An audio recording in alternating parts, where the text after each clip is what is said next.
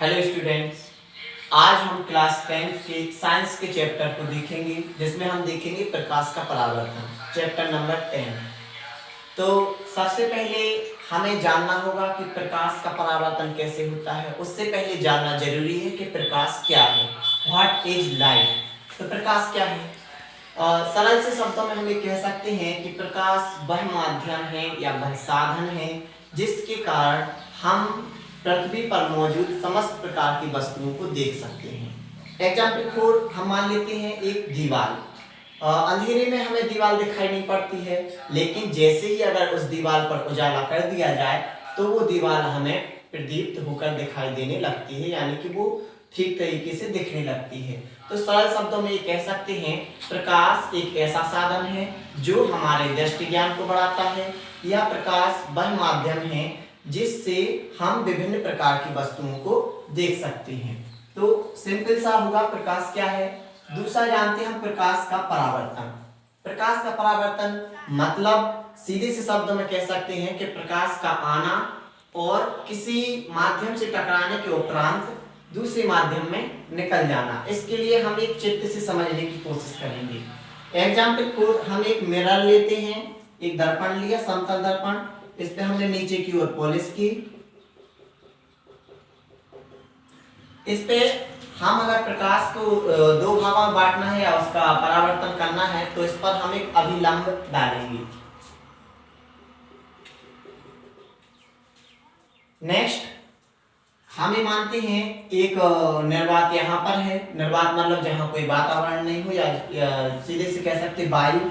वायु में जब स्वच्छ प्रकाश की किरण किसी समतल दर्पण पर आती है, दर्पण के मुख्य केंद्र से टकराने के उपरांत दूसरे माध्यम में उसी दिशा में निर्गत हो जाती है या निकल जाती है।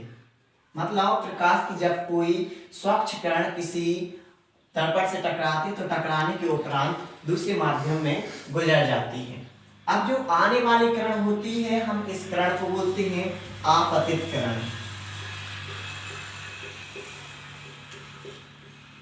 और जो किरण जाती है उसके लिए हम बोलते हैं परावर्तित किरण। 9 8 9 8 और जो हमने बीच में ये लंब डाला है इसे हम बोलते हैं अभिलंब।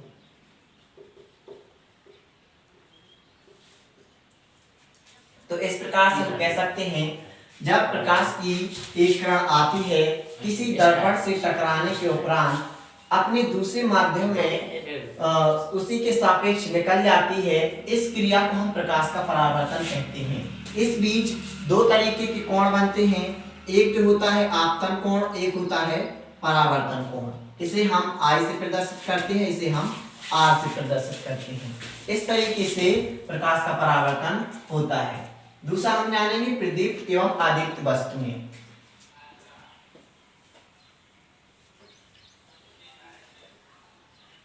सबसे पहले जानते हैं हम प्रदीप्त। प्रदीप्त साधारण सी भाषा में कह सकते हैं कि वे वस्तुएं जो अपने स्वयं के प्रकाश से दृश्यमान होती हैं या दिखाई पड़ती हैं उन्हें हम प्रदीप्त वस्तुएं कहते हैं। जैसे एग्जाम्पल 4 हम कह सकते हैं सूर्य, लालटेन,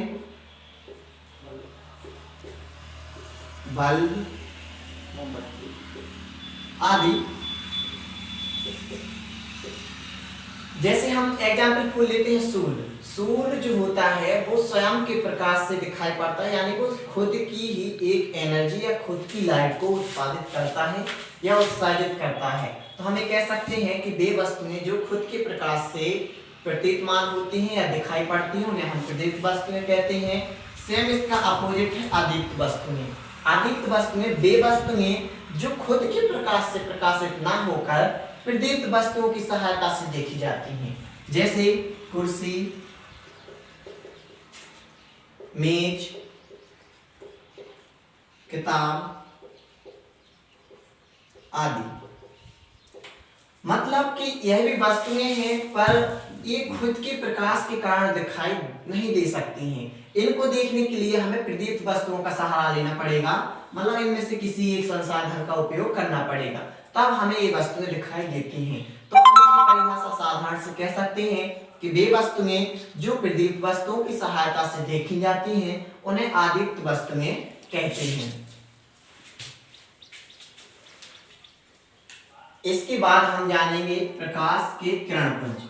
तो प्रकाश के किरणपुंज जो होते हैं उन्हें 3 भागों में बांटा गया है। नंबर 1 अपसारी, नंबर 2 अभिसारी, नंबर 3 समांतर। इस तरीके से प्रकाश के किरणपुंज को 3 भागों में बांटा गया है, जिन किरणपुंजों को हम कल इसी सेशन में देखेंगे। तब तक के लिए आप इन 3 टॉपिक का रिवीजन करते रहें। प्रकाश क्या है तो एक बार फिर से रिपीट कर दें। प्रकाश एक ऐसा माध्यम है या एक ऐसा साधन है जिसके द्वारा हम विभिन्न प्रकार की वस्तुओं को देख सकते हैं। प्रकाश के परावर्तन को, तो प्रकाश की किरण किसी धरातल से टकराती है, टकराने के उपरांत अपने दूसरे माध्यम में निकल जाती है। इस बीच हुई क्रिया को हम प्रकाश का परावर्तन कहते हैं। प्रदीप्त वस्तुएं वे वस्तुएं जो खुद के प्रकाश से दिखाई देती हैं उन्हें हम प्रदीप्त वस्तुएं कहते हैं। अदीप्त वस्तुएं जो खुद के प्रकाश से प्रकाशित ना होकर प्रदीप्त वस्तुओं की सहायता से देखी जाती है उन्हें हम आदीप्त वस्तुएं कहते हैं। और प्रकाश के किरणपुंजों के लिए हम कल इसी सेशन में फिर से जानेंगे।